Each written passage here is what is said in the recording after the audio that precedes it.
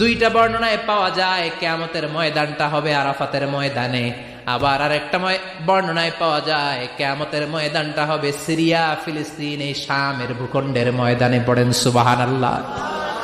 সাইয়েদনা ঈসা আলাইহিস সালাম দাজ্জালকে হত্যা করার জন্য বাংলাদেশে নামবে না, দাজ্জালকে হত্যা করার জন্য সৌদি আরবেও নামবে না, মিশরেও নামবে না, ইরাকেও নামবে না, লেবাননেও নামবে না, আলজেরিয়াতেও নামবে না, তিউনিসিয়াতেও নামবে না, মরক্কোতেও নামবে না।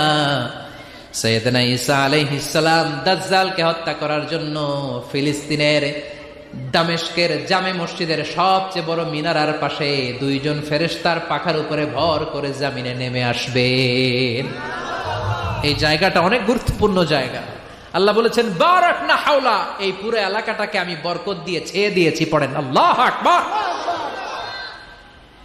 আবার